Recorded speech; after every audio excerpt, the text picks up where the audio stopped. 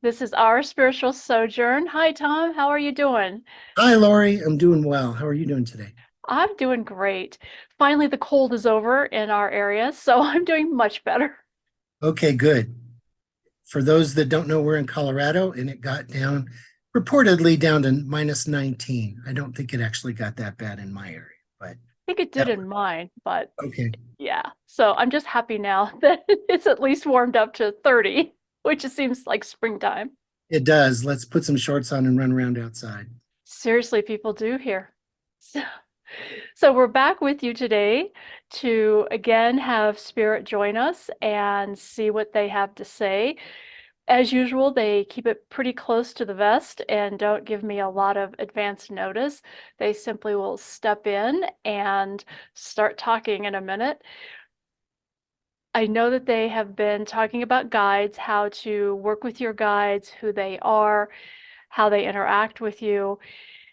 And my sense is they want to continue that conversation. And I know, Tom, they said they would be answering questions for you today.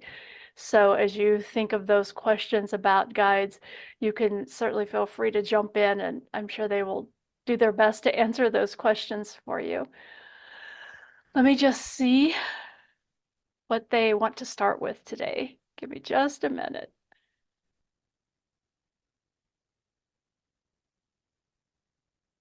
Greetings to you all. We are very happy to be back with you today. We enjoy this interaction and are looking forward to answering questions from Tom. In our last interaction, we were talking about the guides and how to work with them, how to call them in. And we would just remind you that we are always with you. We are always available.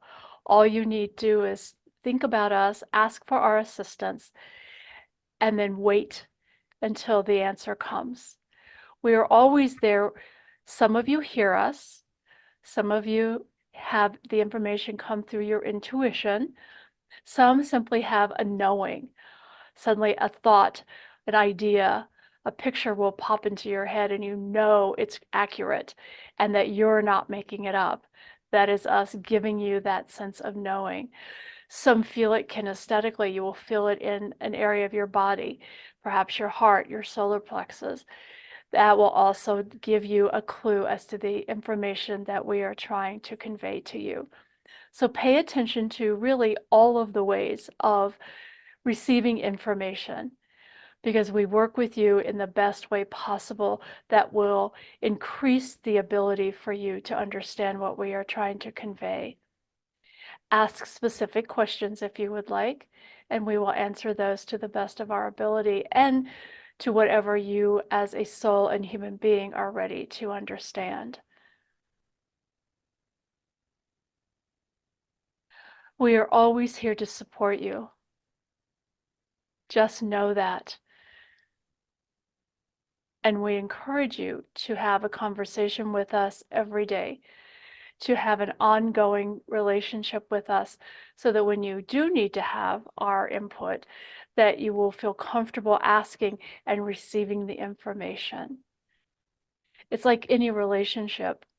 You need to work with it, develop it, get to know one another. Does this make sense? Laurie, it does make sense and it makes me remember a couple of things that we might want to recap.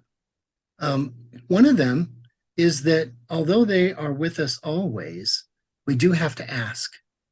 It's part of our free will that we have to ask for things, have to ask for help in situations, or ask for how to grow into new situations. So that's a big part of this. It's frustrating to a lot of people, including me, but you do have to make your own pathway and then ask for help. I think that's a really important point. Yes. And now I'm going to exaggerate just a little bit to make a point, and to ask a question that's come to me. How how do I properly invoke an interaction with my spirit guides? Do I need to um, meditate for 30 minutes in advance? Do I need to douse myself in holy water? Should I burn incense? Do I need to turn the lights out? What is the proper method and number of steps to interact with my spirit guides? For you, Tom, it is very ritualistic. And yes, you must meditate deeply, light incense, have the room darkened, call us in, and simply sit and wait. You may even need to offer up a sacrifice of some type. In all seriousness, we like to tease you. There is no special way to call us in. You may use our names if you know it. Remember that we are energy, we are frequency. We truly do not have names. We will take on a name and even an identity or physical appearance in order for humans to feel comfortable in interacting with us. So ask us for a name and we will supply you with one. And then simply call us in. This one, your channel today, simply says, "Hey guys," and calls us in. Or simply asks, "Are you there?" And in which time we always reply, "Yes, we are. We are always with you." So it doesn't really matter. The important process is that you ask, that you use your free will and you ask for our assistance. Otherwise, we need to stand back because we cannot interfere with free will and what the human decides they wish to do. Even when you call us in and you ask for our assistance and we offer this and we give you the information that you are seeking, you are still free to not take it. You are still free to do whatever your mind and ego decide you want to do. But there is no special way to call us in. That's good to know. Seems to me that we should be able to just have an ongoing conversation day to day throughout the day with our spirit guides.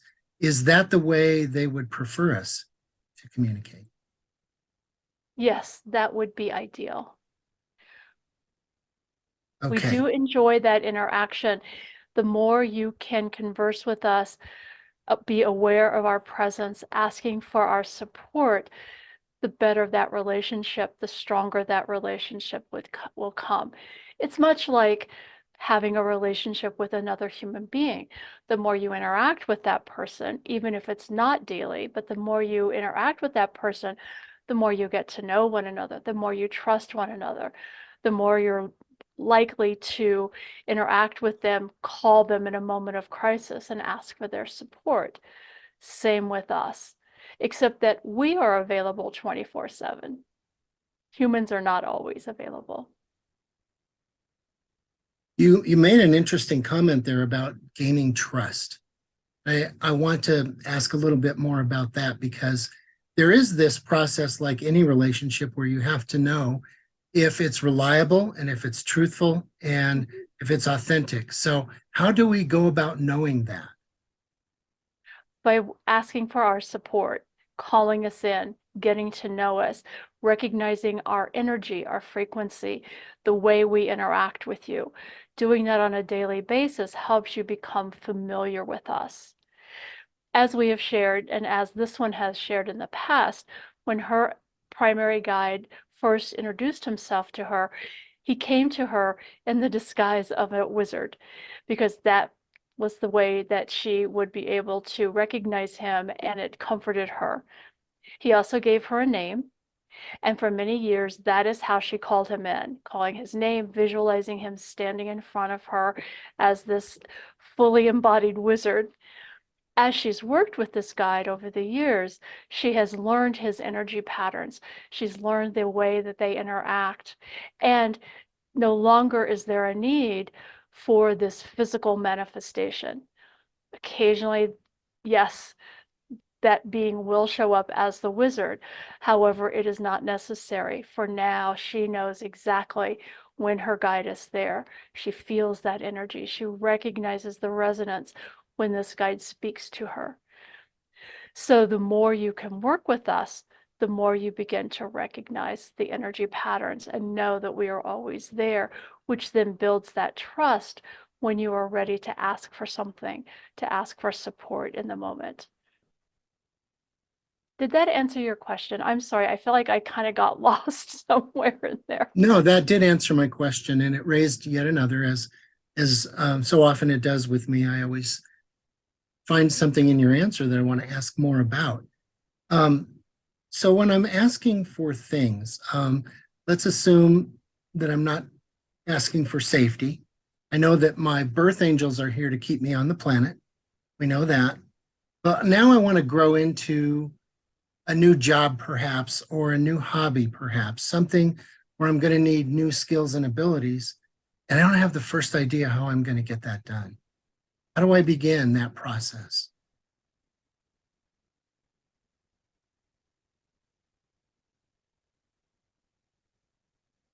We would encourage you to first sit with your guide, show them, tell them what it is that you are wanting to do, what your interest is, and ask them for guidance on how to make this occur. It is not that we can magically make this manifest for you, but we will give you the steps and guide you toward what you need in order for you to bring this about. What are the limits of that manifestation? What can I and can I not do? I'm not sure I understand your question. Well, as I'm working with my guides trying to manifest something new, what's within limits and what's outside of limits for what I can manifest?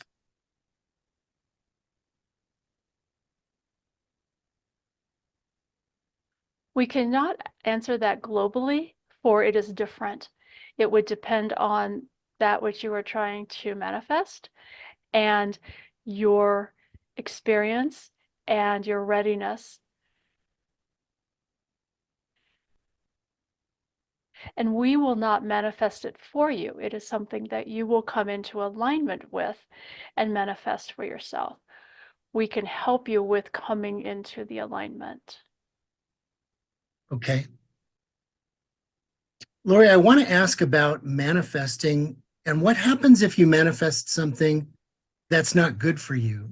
I have some ideas on that.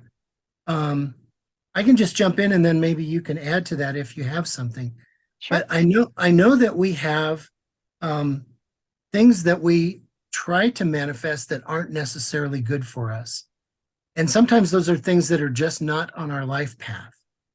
It could be something that you would end up um, greatly injured that would keep you from accomplishing something that's in your future that's on your plan for your life. So I know that's part of it. Um, are there other times or other circumstances where you're not allowed to manifest something, or have I got pretty much the clarity on that? I'm checking in with the guys again to get clarity from them. We would say that many human beings manifest things as well as situations and experiences that are not always, from our perspective, in their best interest, but they are allowed to do so, for it is their free will to do so. That being said, as your guides, the angels, we all try to work with you very directly to help you to understand that this might not be the best choice and to point out the potential consequences of those choices. Understand that manifesting is a completely different topic at this time and is very vast. And we will delve into that perhaps in another episode, but not today. Understand, however, that human beings have free will. We are not allowed to violate that. If humans are determined to, in your words, manifest something, whether it is good for them or not, or has their highest and best interest at heart, it is their choice. We try to support them and help them in any way we can, try to prevent as much damage as we can, so to speak. However, we're always there to help pick up the pieces, to help whatever was manifested that was not in your best interest, to help you turn that around in some way. Okay, that's helpful. Thank you. How do Yeah. we know Always got more questions for you, Laurie. How do we know when we're trying to when our guides are trying to get our attention? What are some of the ways that they do that? Before I let them speak, for me, just personally, what I started to notice early on when I was starting to work with my guides is I get a ringing in my right ear. And at first I was thinking, oh, what's going on here? What's wrong? But as soon as I understood that it was my guides trying to get in touch with me, and I acknowledge that, and I say, okay, I hear you. I get it. What do what do I need to do here? The ringing immediately stops. And so that for me, and now over time, I've read that that's fairly common, I suppose, that folks who are working with spirit tend to have that sort of ringing. Different people have different ways, I think, of being summoned or having them try to communicate with you. Mine will simply start talking to me. It doesn't matter where I am or what I'm doing. If it's something that is important, where they're feeling like, okay, we need to have this conversation, I will just hear this voice start speaking to me about whatever's going on. Some people will get a strong intuition, some will get a vision, some will get a feeling in some other part of their body. It depends on your primary way of receiving information. And so they will use every means possible in order to get your attention. Some people will look for coincidences. They will be driving down the street and see the same sign 4 or 5 times, or see the same emblem or words or whatever that have meaning for them that is beyond chance. And so that sometimes is a signal. They will use those kinds of interventions as well. So there's many different ways for them to interact with us and get our attention. And sometimes, despite their best effort, I still ignore them. Well, I think the concept of coincidences is a big part of it. I want to throw in my answer, and then let's talk about coincidences if we can. For me, I'm much like you in that I'm clairaudient. So I often hear a message that just comes through. And usually when I say I hear it, it's usually just a flash that turns into 100 words. But to me, it comes across like I am hearing it. Mhm. And also, sometimes I see flashes of light that just are trying to get my attention. And when I'm really being thick-headed, perhaps there might be a loud knock on the wall, or sometimes I feel someone grab my hair, like just a tiny smack in the back of the hair, not a physical hit, but just kind of throw your hair to the side. Mhm. And I think that's also a very common thing that people realize, oh, there's something else going on here that I need to start paying attention. So those are some of the signs that I get, and there are some others too.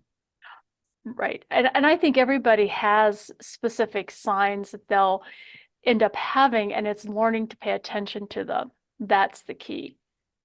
However, they try to get our attention, it's us paying attention to it. Mhm. Yeah. I think that's the key, is just trying to get us to pay attention in that moment. Yeah. We might be very aware and learning and practicing all these things, but in that moment, you might be daydreaming or watching your soap opera, and you need to be paying attention to something else. Right. Yes. One of the best ways that they can get my attention generally is when I'm driving, and you're just sort of mindfully going along on the highway or on the road, kind of just paying attention to what's around you. And then that's when I will a lot of times get messages, and they will start talking or show up in some way. Or I'll hit every red light and I'm like, oh, okay, what? You wanted to get my attention. You've got it. Yes. Yeah. There were a series of commercials on many years ago. A particular company was showing people getting brilliant ideas while they were in the shower.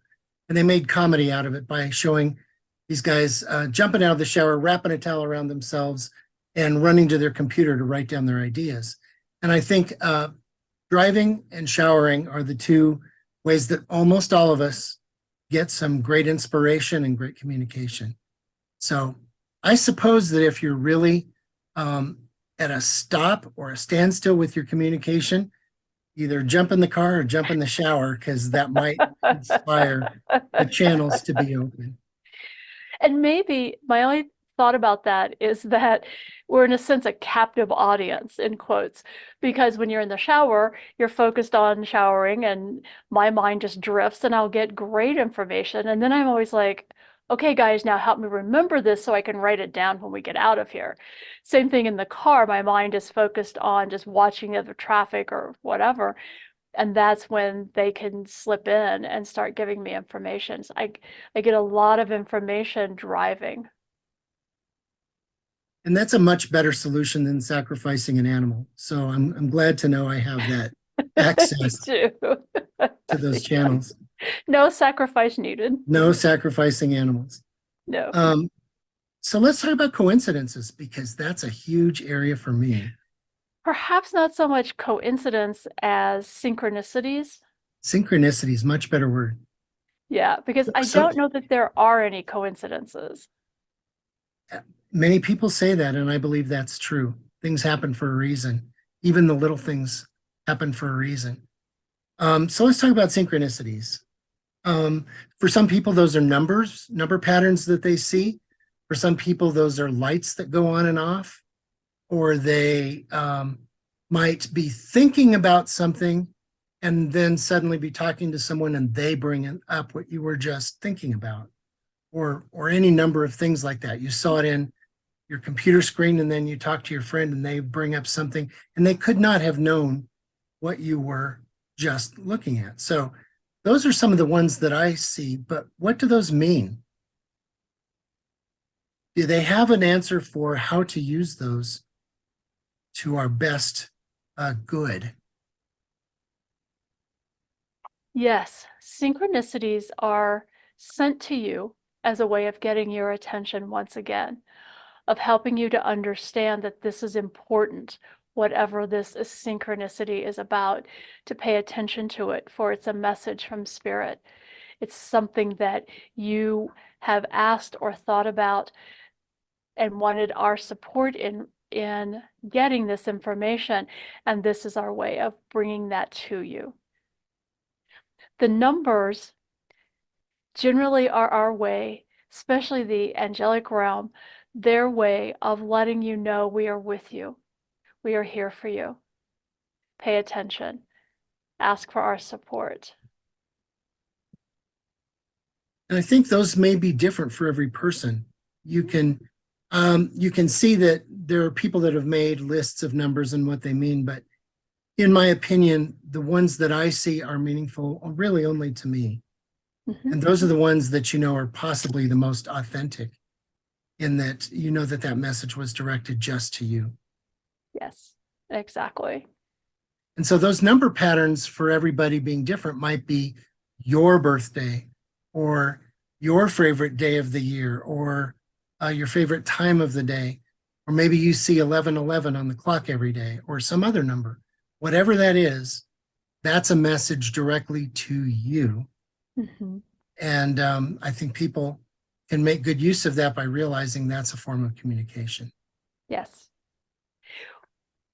What we are trying to convey is for everyone to be conscious and to pay attention, to understand that we attempt to communicate with you in many different ways, and we are always trying to have that communication with you, to pay attention to that in whatever way it shows up for you. And as we said before, we try many different ways of communicating with you and providing that information so that you have a number of ways of knowing when it's us trying to get your attention and to work with you. Our whole reason for being your guide is to support you through this human life, to be there as a support to help you navigate being in the physical body. Remember, truly, you are a divine being, an energy, much like us. You are a soul. And so you come into this physical body. It is difficult at times to navigate, for you are not able to do in the physical form in the third dimension, what you can do as a soul when you are free from the physical being itself. So we are here to support not only the human that you are, and also that true self, that soul self, in helping you navigate this physical world, because it is not easy. It's not easy. I have one last question for this episode, if I might. Sometimes you get a message and you want to make sure that it is for the greatest good. Now, I think that a person can ask that very question, and for whatever method of communication that is best for you, you might get the answer in that form. So for me, I might get a cold chill or goosebumps or something, which are typical affirmations. But is that a good way to validate a message that you've gotten, to know that it's in your greatest good? Again, each individual will discern that for themselves.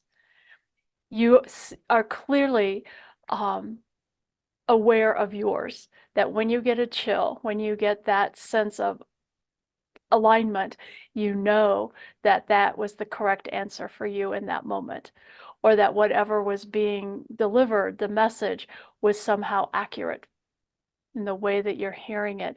Everyone will have their own way of discerning that. Mhm. For many at the beginning, it is difficult to know. They will say, I don't know if I'm just making it up and it's my thoughts, or if I'm really hearing my guide speak. And we would say to you, again, the more you interact with us, the more you practice, the more you do communicate, the more you will begin to know the difference. You will be able to discern the difference. So we would say that you would continue to practice that, and soon you will know that, yes, this was us speaking to you, or no, that was your mind jumping in and telling you what you wanted to hear. Mm. It's practice. It is the more you communicate with us on a regular basis, the more that clarity comes. And sometimes, like for you, it will come as a physical manifestation, a physical feeling that will verify for you that, yes, this is truth. Mhm. So I think what we want to summarize that to be, and it was very well said just now, but you can establish and reinforce whatever communication just by staying with it and having some practice and building upon what you may already have. And I think the key is stick with it and continue. Yes. It's like any, again, it's like any relationship, like they said, that the more you're consciously connecting with them, working with them, asking the questions, the better you get at the way they interact with you. So it is just a matter of consistency and practice, has been what I've found for myself. That's great advice. Thank you. Yeah. Do they want to add anything else to what we've discussed today before we close down? No, we are quite satisfied with today's interactions. We appreciate your willingness to allow us to be with you and to continue to teach about working with us and spirit in general. And we look forward to the next time that we all meet together. As do I. Yes, me Thank you, too. Laurie. Thank Thank you, you, Laurie, Tom. Spirit Guides. We'll see you all next time. Bye.